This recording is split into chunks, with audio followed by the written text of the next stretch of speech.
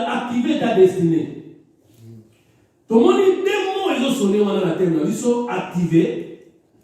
Et deuxième mot, ils ont dit destinée. Activer, il a dit ici quoi? Donc, ma casse, il faut peser vraiment force, il peut former. Activer. Donc, il y a ça moment, ma casse, donc, zala, estima. Et destinée. Nous avons défini destinée comme la promesse. Donc, quand on va promettre, donc, promesse soit comme destinée. Alléluia. Amen. Destinée, et si on a abonné pour amener ma moto. Destinée, la volonté parfaite qui a nzambe. Donc, pour ça, nzambe pour la moto, il y a la destinée. Autant dans le cas de la Bible, nous avons Joseph, nous avons dit Joseph qu'un jour, il y a une famille. Alléluia. Donc c'est que destiné à Joseph Ezalaki un jour, Ezalaki oh nzamba qui saki. Alléluia. Ezalaki oh nzamba saki, Ezalaki promesse on nzamba pesaki, Ezalaki sonjo ya joaki. Yango ezalaki destiné na ye. Donc destiné, Ezalaki parcours ya oh mutu aosala pas comment na destiné. La carte est destinée plutôt, et tout dans un parcours. Destiné des alliés ensemble et ma rêve. On a mazal au bon aïe. Là, ce que vous comprenez. Amen. Destiné des alliés promesses aux alentours pour notre outre ensemble. Ce qui va le dire par exemple, les Awa. Nasuka Sanza Oyo. Tout en janvier. Non, comme un premier ministre. C'est que destiné dans les années là, premier ministre. Alléluia. Parce que quand tu as dit que ça la ligne, et qu'on s'amuse. Et là, tu as d'autres. Donc, si tu as appelé ma coquille à activer un mot pour ça la ligne. Et qu'on s'amuse. Alléluia. Il y a autre dit activer ta destinée. Je crois que parmi nous, tout le monde a la destinée. Alléluia.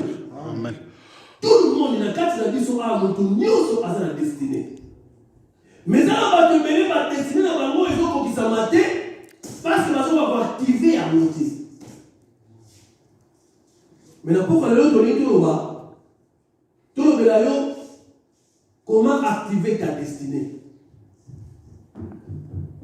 Alléluia. Amen. Alléluia. Amen.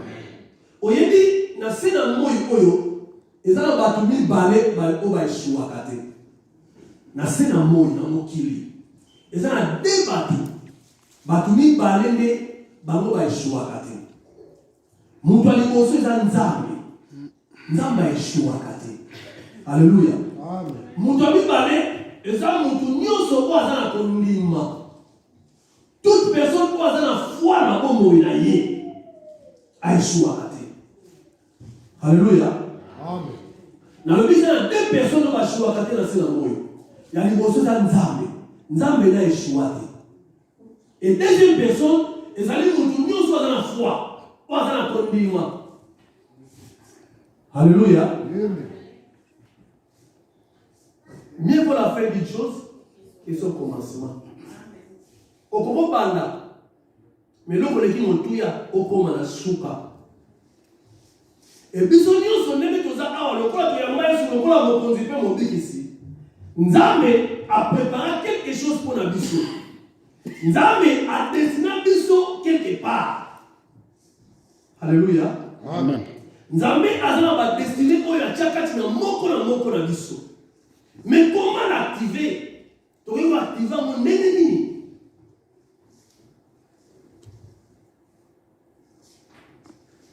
Tout le la Bible, la Bible, la vie sur tout le la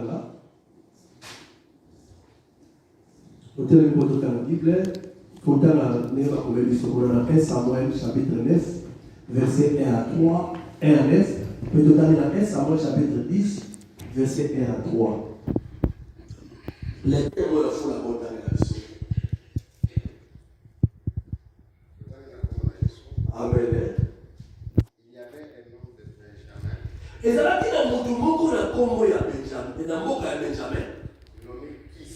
Comment les a dit Kis? Qui c'était Kis? Fils d'Abiel. Moi, il y a Abiel. Fils de Tiror. Moi, il y a Tiror. Fils de Bécorat. Ouais.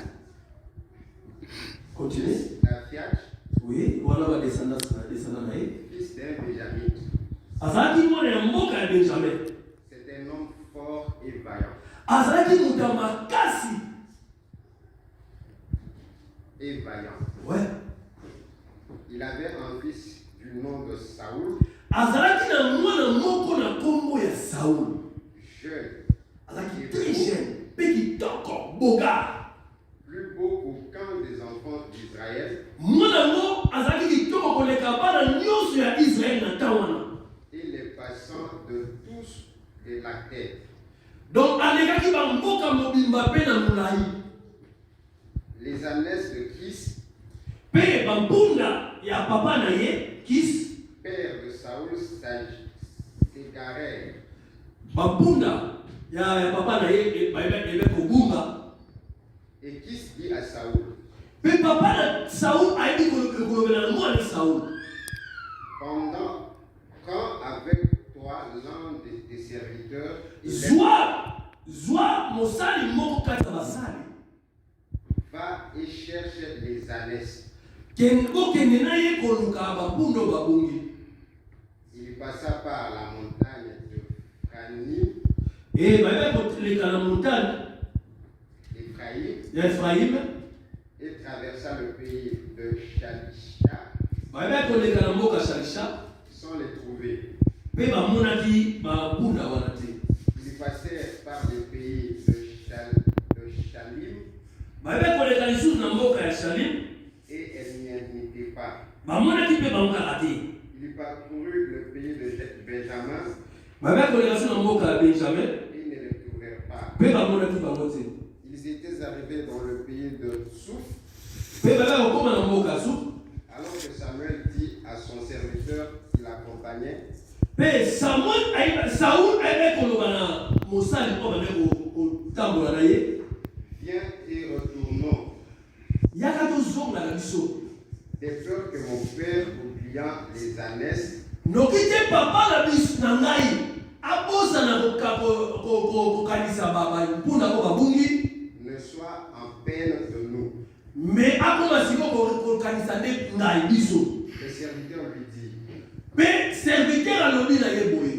Voici, il y a dans cette ville un homme de Dieu. Na mboka oyo ezala mosala nzambe moko. Et c'est un homme considéré. Aza moto bato vraiment bapesaki losako. Tout ce qu'il dit ne manque pas d'arriver. Makambo nyonso mosala nzambe wana lobaka erataka te. Allons-y donc, peut-être nous feront-ils connaître le chemin que nous devons prendre. Tokende tokutana na ye tanto akolakisa biso nzela esengeli tokende. Saoul dit à son serviteur. Pe Saoul ayebe koloba na mosali ozalaki pembeni. Mais si nous allons, que prendrons-nous alors de Dieu? Soki tobi tokende kuna tokomema nini epai ya mosala nzambe wana? Car il n'y a plus de provisions dans nos sacs. Pote totika biso na eloko te. Et nous n'avons aucun présent à offrir à l'homme de Dieu. Toza mpe eloko akopesa ye te. Qu'est-ce que nous avons? Toza na nini? Le serviteur réplique la parole et dit à Saoul. Pe mosali ya nzambe wana ayebe koloba na ye boye. Voici, j'ai sur moi le quart d'un siècle d'argent. Serviteur anatambola na ye ayebi korepondre alobi nazali na mbongo moko awa. Et je le donnerai à l'homme de Dieu. Tokopesa mwana mosala nzambe. Et il nous indiquera notre chemin. Pe nsima akolakisa biso nzela esene totambola. Autrefois en Israël, na kama kala na Israël, quand on allait consulter Dieu, on disait venez et allons aux voyants. Car celui qu'on appelle aujourd'hui le prophète s'appelle appelle autrefois le voyant.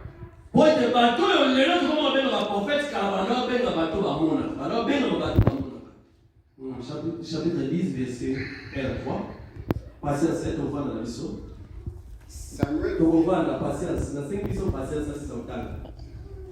Samuel prit une fiole d'huile. Samuel avait besoin de langue ya mafuta. Il les répandit sur la tête de Saoul. Avec sopa na mutu ya Saul. Il le baissa et dit: L'Éternel n'a-t-il pas oint pour que tu sois le chef de son héritage?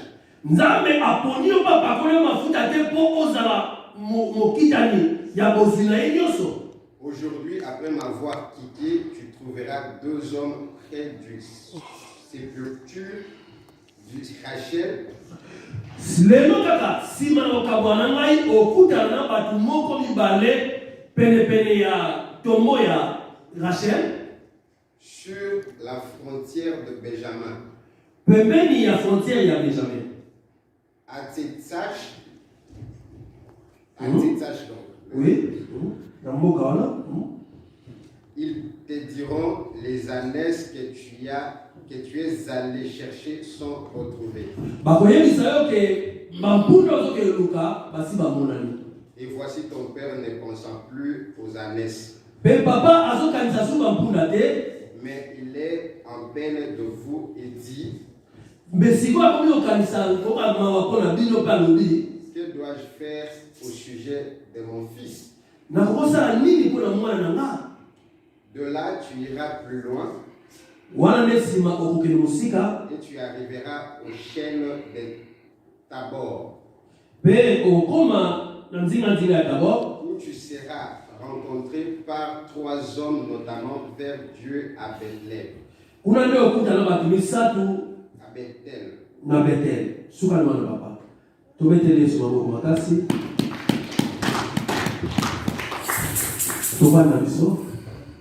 Alléluia. Amen. Tolobi tozolobela activer ta destinée. Et si tu as totali awa, babete liso histoire moko. Histoire babete liso, eza histoire ya Saoul. Saoul a combattu roi d'Israël. Bible lobi boye. Saoul azalaki mwana ya papa o abengi na kombo ya Kis. Papa wana azalaki na ba cheval ba mpunda na ebele ba âne na ebele. Pe sima na mwa tango boye avec ba âne mususu avec obunga, ba mpunda mususu avec obunga. Après avoir kobungisa bango, aye kozwa abengi mwana na Saoul. Ayebisi Saoul, zwa mosali moko parmi basali na biso ya ndako. Accompagné de luka banyama o babungi. La Bible dit que Saoul a occupé moko ya basali, abimi ba dotambola na ye. Pona ke luka batamboli banyama bazomona na te. Batamboli bamboke beli banyama bazomona na te. Saoul a lembi. Ayebisi serviteur ali pemene na lobi boisi. Tala, yakato zonga. Nokite papa na place aba na ko regretter banyama, akobosa banyama, akoma ko regretter biso po tozomona na te. Amen. Sikoyo Bible lobi ke mosali mona na pemene na biti. Donc il ne boyete. Na mboka eza a pemene yawa. Eza mosala nzambe moko azakuna. Bato apesa ke respect batosaka ye bandimela ye e makambo nyonso alobaka ekokisamaka. Alors je crois que si tu écoutes naïe, après les amis et si quand il va y avoir basa. Ça on a tout dit parce que dans Israël dans on les a dit beaucoup de gens sont Nzambe au cours qu'il va pas mater. Sauf qu'on consulter mon sang Nzambe, il faut toujours qu'on me mette quelque chose comme offrande. Pas bien offrande à prophète. Bien que les autres c'est la même chose mingité. Mais ça et comment par rapport à la conviction à l'autre. Et le mois de la Bible, le mot balonate. Ils ont dépendre car némoto, Dieu va s'épeler. Amen. Amen. bato balingaka nzambe balingaka komema nzambe na dimension moko boye ntina lelo basalela na monango. Saul ayebisi alobi mais toza sur eloko te parce que nyonso toyaki nango tosisi yango na nzela mpo basaki mpe mikolo abi nyonso toyaki nango tosisi yango na nzela so kokekuta mosala nzambe bako kopamba ezalaka te serviteur wana répondre ye boye alobi te ndi na nzambe naza na mwa mbongo na nga moko boye tokende toyekiliza ngo topesa ye so topesi ye nsima nango akoyebisa biso mpo banyama bazali bakendaki mpe okutana na mosala nzambe c'était Samuel. Tant que vous avez Samuel, Samuel est mwana ya Anna. Tant que vous avez Samuel, Samuel pe ayebisa bango makambo esengela bayeba. Alléluia. Mais maman likambo eza awa, eza kobetelo ka histoire.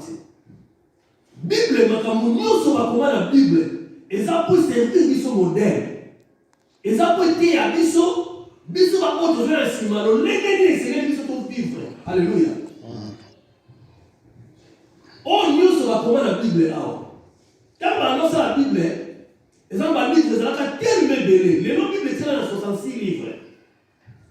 Les noms Bible tient dans 66 livres.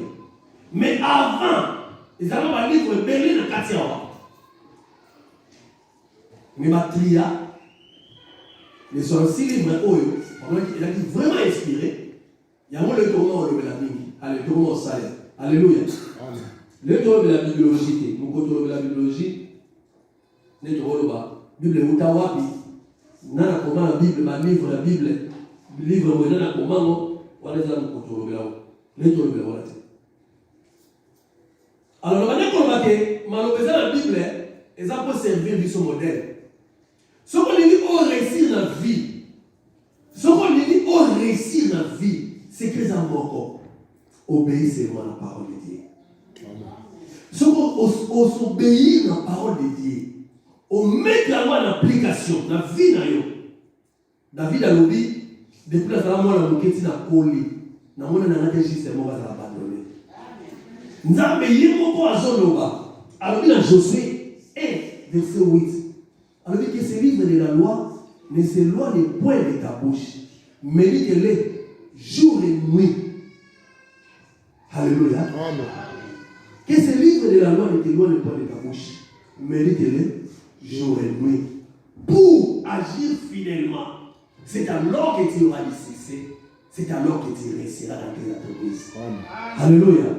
Nzambe yimokazo walobi bomutu olonga na sena moyo liloba nzambe chaque jour toko pe pourquoi tanga tawo méditer amour mettre en application et ko sunga yo pour dévier que si mana ko tosa pe ko tambola malamu na biso nzambe et ko sala ke olonga na makambo nyonso sala sena moyo. Amen. Ya on dit que Bible ezali pour na ko servir biso le modèle. L'histoire va mettre biso batalisi biso ke kis azalaki na banyama babungi eloka liboso oyo natire lokola leson papa abengi mwana na ye Saul abengi mwana ni Saul mpo akende koluka banyama na nzela o Saul akenda koluka banyama nde ezalaki Saul akenda kokutana na destine na ye. Amen. Alléluia. Amen. Papa benga mwana pour aller dans banyama. Mwana tosi azui serviteur mo ba accompagner la ko banyama. Les ba ke banyama ba komi ba no banyama ba kutana na Samuel a ouene pas comme roi. Amen. Est-ce que vous comprenez? Abima ki na ndaku ne esprit ya ko banyama. Mais nzoka nzela zo kene ezana nzela ozo comme la roi. Alléluia. Amen. Activer ta destinée. Destinée à Saoul et Zaraki a comme un roi. Nzambe na lora pour aller à Saoul à la roi d'Israël. Nzambe avant Saoul a écouté Samuel. Nzambe a décidé à Samuel que la poni ou tout le monde a entendu l'homme à écouter na yo. Tout ça là. Amen. Nzambe a dit Samuel. Alors il a poni ou tout le monde l'homme à écouter na yo. Au parler ma écouter kolakisa yende mutu mwana poni lokola roi na Israël. Mais Saoul na ndako na bango abimi lokola mutu azoke banyama. Nzoka ne nzela azoke banyama, eza nzela oyo ekuta na destinée na ye. Alléluia. La première chose que j'ai retenue, la bonne relation avec le Père. Amen. Saoul a une relation avec maman, papa na ye. C'est ça qui a amené, c'est ça qui a fait que papa na ye a ponaye à ce luka banyama. Bien aimé, na ligne du soboye. Année prochaine, et ça la année sous pour la vie. Na ligne au sa relation na yo nzambe. Na ligne 2019 uta musi vie na yo ndenge nini. Mais nzambe a décidé pour ya komisa pour la vie na yo. Alléluia. Amen. Vous savez, nous avons eu Singapour. En mai 2020, ils ont exposé. Ils ont même dans cadre d'église dans Bissau. Ils ont encore, mais les bandes là, sont au Yémen, au Sala. Pour permettre que les bandes Bissau, même le logo. Nous avons eu la peine d'ailleurs à Toy. L'année prochaine, tout le monde au hasard au centre, tout le monde va dans l'église. À part les chrétiens, pas sur la tradition à l'endroit au centre. Aux astres de la mort, il y a des bannières à B. Nous avons dit qu'en année 2020, a exposé ma télé. Alléluia. Ma télé va exposer. Donc, on comprend le mot exposé. Nous avons dit que ça va en poisson. Sans un doki, au niveau de Tikate, année 2020, nous avons dit que ça va en poisson. Sans un Numba. Il y a l'église, on s'appelle l'église, on servit l'église. Mais dans l'Ibanda, on a la vie et on permet de battre l'église de Ponayo. L'année prochaine, si on peut voir les mots, au ticket en moitié, nous avons une mission pour ça. Est-ce que qui? Ainsi dit l'Éternel. Année 2020, beaucoup de gens seront exposés. Nous allons exposer ma tébélé. La première chose que j'ai retenue ici est que Dieu et que Saoul avait une très bonne relation avec son père. Alléluia. Amen. Saoul avait une très bonne relation avec son père. Bien aimé, bon, sa relation avec son papa. Bon, sa relation avec son papa. Tous allez avoir papa misal. Tous allez avoir papa boni. Papa ya liboso eza papa oazana lola. Bien aimé, ngai moninga na yo. Tous allez na yo. Na komo na yo te. Na komo na te makambo ebombami. Menzamba lola. Amona la taf ayebi nomba ba furmi na molili. Amen. Nzamba lola. Ayebi même nombre ya suka mutu na biso. Oyebi dans 84 les dans ça étude biblique. C'est un brochure on va non tanga boye. Et on a tanga na institut biblique ya Victoire. Ota imika ona. Un institut biblique comme ça quoi. Oyebi il se met l'histoire mon boye. Papa moko ake koyiba na bilanga na mwana na ye. Akoti zo bilanga oyo abi clôturer. Azi mwana avandisi mwana likolo ya mire. Abina mwana tala kaso mutazo yake. So mutazo signale ngai. Avandi mwana likolo ya mire mwana vandi. Papa akoti balo yiba bandunda. Atuni ndeni mutazo yake. Mwana abi te mutazo yake. Otali bien. Abi te mutazo yake. Otali bien. Oui papa la tali bien. Tali papa plus oui la tali bien. Papa buka tuni ndeni mutazo yake. Ote mutazo yake. Otali bien. Oui la tali bien. Mais nini ni susu. O kote mona kota ate.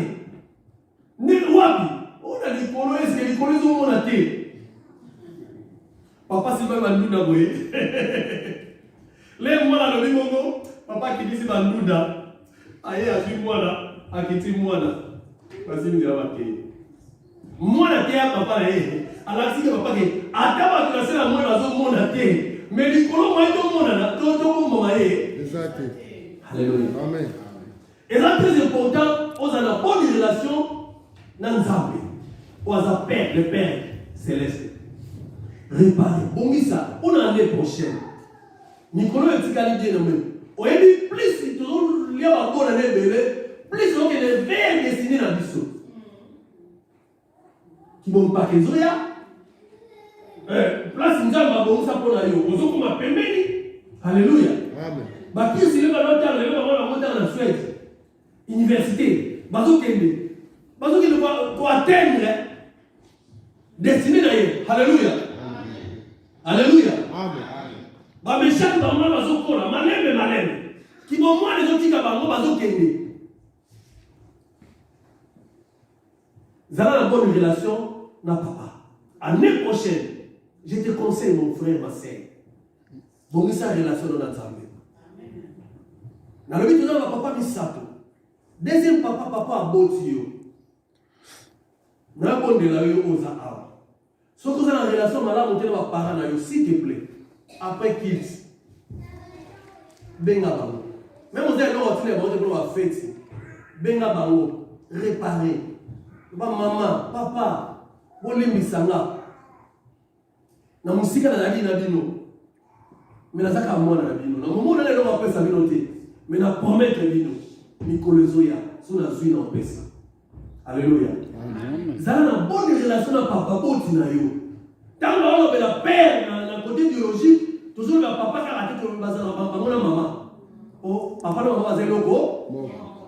Là où papa na suna bomo et maman tira na bomo il faut la kisaye que abota kiyo. Zala na relation malamu na boti na yo. Alléluia. Et quand ça manque à bien, ça l'année prochaine, il faut le faire vraiment. Au moins, le beau pensable de la dimension sociale. Et troisième père, papa Molimo. Vous avez une bonne relation avec votre cambayo. Parce que dans le domaine de père spirituel, vous avez deux sortes de père spirituel. Vous avez un père spirituel, moi, il y a mis ça au Yesu. Papa n'a pas Molimo, hein? Et tout ça, la père spirituelle, ils ont battu mieux sur le théorie de Banzam. Ça s'appelle la père spirituelle. Alléluia. Ça a une bonne relation avec Kamina. Et c'est très important. Alléluia. Oui, mais il faut que vous soyez très sensible dans la Bible. Vous avez une relation bien avec ça. Oui, mais Nicolas Leki, l'air, on a l'église dans la sanité. Je me soucie. Na note pas passer dans le travail. Na note ya kuna. Après qui tu vois, na mona maman lui a payé enveloppe mon papa offrande dans là. Elle dit pas maman yani, on n'a pas fait ça offrande là. A bon pour lui ça là. Mais et si moi monter mananga si vous voulez la ndako, na moni siko histoire ya femme tsunami te bado matanga na motema oui histoire ya femme tsunami to beta motote ya mobe awa na Élysée femme tsunami bible lobi Élysée alors le kana chaque femme tsunami ta salele ndako chaque fois avant benga Élysée aya olia kuna a salele chambre haute Élysée comme que chaque fois soit à l'équindilana a olia kuna nali kuna. Et comment est-ce qu'on va déranger mon thème? Il y a Élysée. Élysée a dit qu'il y a tout le monde. On a ça à l'île. On a pas de notre on va ajouter. Ce qu'on a une bonne relation avec ça en Zambé. Et qu'il y a un bébé à bien dans la vie. Amen. Bien aimé, depuis ces jours-là, nous avons une enveloppe 100 euros. Si vous avez un offrande, vous avez un objectif dans votre vie. Depuis ce jour-là, nous avons un intercesseur. Donc chaque jour, nous avons un bon là. Nous avons la prière de ça dans le temps là. Nous avons un sujet là-bas. C'est un sujet là. Les deux, nous avons un moula oyo. Les deux, nous avons un moula oyo. Nous avons un Nicolomon, nous avons 7 jours de prière. Et la prière n'a pas de sujet dans le monde là. Mais dans même pas de sujet souci wana makasi na ba prière na ngawana. Na yebisa Nzambe. Na bina Nzambe mbula oyo osila ti. Pona mona loboko na yo na bombo yo wana. Na bina Nzambe na besoin mbula oyo omi monisa vraiment kwa Nzambe. Elobi na monde ko Moïse matuta lobi. Oya no langa lo sambo na sala na bosana. Lo samba kukubi ya no pesi na miso bato. Oya na mema ni kambele kinga moto. Donc Nzambe va bien mbula pesilité. Alléluia. Amen ici. Amen. Dernièrement, lorsque l'on a fait un rôle, on a dit qu'on s'est sensible là au Nzambe. Je vois le faire un rôle sur un vie. Après, il y a un vie. Parce que, nous avons annoncé le nom. Tu y as mis le basique. Moi, c'est à papa rôle, à un tel comportement. À votre moi, le combat. Je vais te laisser.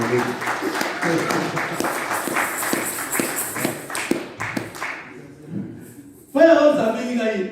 Elle va passer. Joël a beau tiens. C'est à votre moi, mon balai. Ah oui, mais ce qu'on a tout dans la passé, on est à tout naté. Frère, je ne sais pas. Les gens qui Joël a beau tiens, à votre moi, mon balai. On tue les gars de poil. On a dit insensible. On l'a dit, c'est qui logos. Alléluia.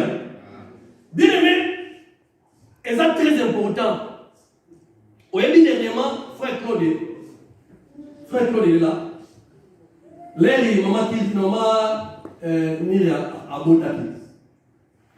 Les va venir à l'hôpital et ça que moi là on compliqué mon pied à son hôpital. Les dimanches dans l'église, non mon frère Claude est a mis passer mélange. N'a pas battu que on a c'est mon bon. Et ça ba mystère on a yo so za litu ya molimo comprendre ma mini na na loba on biso to interpréter la mama beo parce ali mbongo te na ba watati. Alléluia. Amen. Bible le dit Jean on a dit apôtre Jean par ma disciple à Jésus. Bible le dit que les disciples que Jésus aimait beaucoup. Voyez dit Bible benga Jean disciple on nzamba ba Yesu ba ko linga mingi. Voyez quoi nini Jean zalaki chaque fois que Yesu a salini, a son paiement. Ce qui est fatigué, les autres ne pas paiement. Au moins, Jean pas y est, on a la première Yesu, on tourne à Dieu la tour Yesu. Ce qui est en train de quitter, Jean Oya a vanné la katikati à y camion. Donc, place nous sur Jean a Yesu paiement. Ce que c'est une affection, les gars, ils tellement ma casse. Il y a mon Bible, le dit que, et bien, que disciple Yesu a des gars qui n'ont et na souka na l'eau. Yesu va kata motema. Avant maman a botié après ses pages. Est-ce que tu es bien ou pas? Ils ont bon côté, mais affection, hein? Et créa.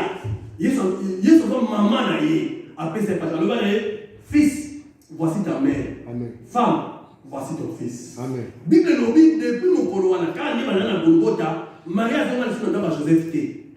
Donc quand on est dans Golgotha, on a pas Jean. Tini la enfant. Alors comment ça va? Alléluia. On a un secret, l'affection aux gens qui n'ont pas aussi.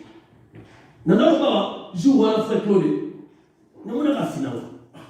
Nous avons dit, c'est moi tout. Nous avons passé ce mélange. La Seigneur a été. Si vous les frères de la personne n'a eu aucun tout il en a. C'est que ce soit un signal ils ont offert des rachats. Na yoga c'est des frères sina eza offrande ya rachat. Les frères qu'on a pas dit l'on va à ça la vérité. Frère qu'on a ça on a sentiment. La cause fait l'autre. Les sentiments et on a poussé par quoi? Et là on est mon petit parle comme ça. Est-ce que la Seigneur a eu la ça sur la Seigneur? Exactement, on est motivé par quoi? C'est yo mon gars volontaire. Oui. La ça c'est hein, exactement volontaire, mais oh, Azaki poussé par un esprit. Alléluia. Azaki sentiment na yemo de ça qui est apesanga. Mais oh, Azaki sont sensible na esprit. Alléluia. Là il y a ça geste wana. J'ai senti ba yesinga eza offrande à l'achat. Bien aimé, na yebi ça va monter. Mais là, dans ça 3 jours la vérité. On a un bon de la bonne Alléluia. N'est pas awa, muta kosa yote. Quand tu sambelaka nzambe Sion, nzambe pas mona Sion, bana Sion boy. Mais ezala batu musu na kata prière. Mais ba kombo na ba tanga maka. Alléluia. Musa nzambe nyo sa bongo. Même yope tango sambela nzambe batu musu tanga pe ba kombo na kosi. Mais pour ça la mo foza na lo mo boy, Alléluia. Papa il veut y aller. Dans le but que vous va faire un mot pour la mort du côté, dans les gars qui sont innocents, dans le but qu'on a mystère et un royaume. Alléluia. Amen. Dans le but que moi na boyo, à une relation madame na papa na ye. Et il y a un ça que papa ne a pas na ye, a que ne koluka, banyamu babungaki. Et na koluka wana na relation madame na papa na ye, et créer que place à l'autre comme banyama, alors on a la destinée na ye. Alléluia. Premier point, dans le but, vous avez une bonne relation avec papa. Et deuxième point, la perte. Deuxième point, dans le but, la perte. Kobungisa. Ce qui va me pondre, papa, on a pas pondé. Ne saou, avec la destinée. Et la vie, vous avez prête ou prête. Kondima, kobungisa. Alléluia. Batembele. Donc il m'a dit, mon dit, mon boy, allez dans mon père j'étais. L'on a dit, toi, avant un beau temps, il faut pour là. Amen. Alléluia. Ce qui dans ma canisina yo, et l'on connaît sur yo sala, oyo salaka, et ça toujours dans le mémoire, moi, côté ça. Avant, on va besoin de récompense et acte de ce salaki. Il faut monter au bon salaire. De la roue avec au Alléluia. Il faut qu'on dise à mon père. Même dans l'église, alors, quand vous ça m'appelle, au Zamanayo, au Zamanayo, le bon ensemble, n'a pas ça. Alléluia. On dit comment tu as l'homme bien car nos salaires au bon ensemble. Oui, Bible, il y a un bon mécanisme, bon rotation de salade. Il faut on dit, me rappelle que vous ça. Dans l'histoire, et l'on a monté qui dans le premier point de retenir qu'ils allaient nini. Moi, nous avons une relation avec le papa. Et deuxième point, ils ont perdent. Et troisième point, le choix des compagnons. Papa nous dit d'ailleurs. Alors, il y a pour nous, nous sommes parmi les salariés. Ate kopona. Sikoyo, serviteur ya pona. Les ba komina nzela. Les ya fini kanisa ozonga, serviteur aboyi. Les kambo za intérêt na yete. Est-ce que vous avez nanayi? Bazo ke luka banyamu babungaki. Banyamu onga za na mwana musala. To tamboli to lembi. Siko patron bina ngato zonga. Nga kuna mwana udi, asobe ngati. Yamote. Papa dit c'est yamote. Mais la Bible dit serviteur wana aboyi. Ayebisi sa mona bitien. To ke na mboko ezawa, ezawa mosanza memo azakuna. So to moni a ona sanso pa ko to lukizali. Yikoyeba kopona mutuni ya utambola na ye. Alléluia. Yeba kopona moninga ya malamu kozala na ye. Soka pona ki n'importe quel serviteur. Tantôt, l'air à l'ebaki qui va zonga, à l'ebaki qui va zonga. Tantôt, à na moment où va comment dire Saoul a dit à l'obi, est-ce que tout ça n'est pas en paix ça? Pour le recevoir. Serviteur voilà à part kondima, koko ya va zonga. Alléluia. Amen. A boy va zonga. A la qui là. Et puis abimisi eloko ya ya mutuya. Amen. Alléluia. Amen. Moninga malamu. Yeba kopona moninga ni ozana ye. Comment mutu ngaza la chrétien? Mbele ni ukamaka na bato bala. Masulu ba ila ngaya mabe. Bato zana bona bato tambola bona via mabe. Ngana sina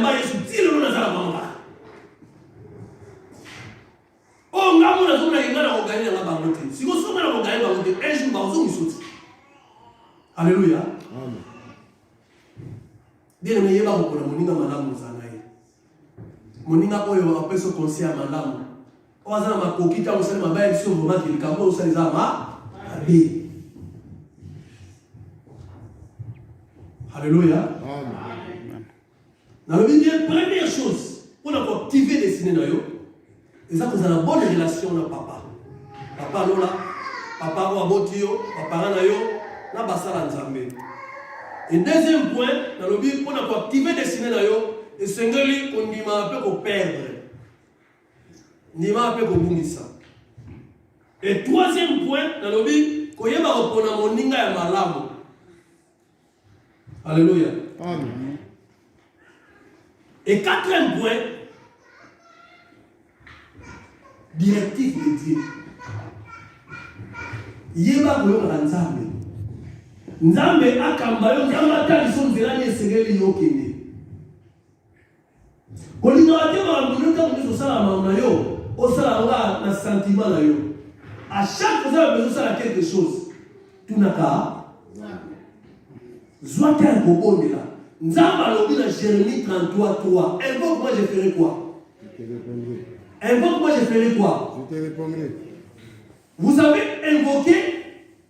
Il y a une différence entre invoquer et invoquer. Il y a une différence entre invoquer et invoquer. Bisous invocation. Invocation est la satanique. Un mot français, si on dit que invoquer, on a sataniste. Bisous invocation, mais tout ça, tu invocation. Donc, qu'on paie l'ensemble avec insistance. Alléluia. Qu'on saigne l'ensemble avec insistance. Nous avons dit saigne l'ensemble ça. Tant que nous sommes ça, les camons bien aimés, pour ça, dans le sentiment caractère. Et l'autre matin, on a mon thème. Au lieu de dire que même les copes mokoboye, zoata na bon de la nzambe. Nzambe na nasa les camboyo. Nzambe soumanga. Olobini. Nasa la wonde nini. Nzambe le kwa nzamba lobaka pa ya nolaka. A peso direction à Dieu. Alléluia. Amen. Et mon sur un point, cinquième point, découragement. Il faut éviter le découragement. Il faut éviter le découragement. Alléluia. Amen.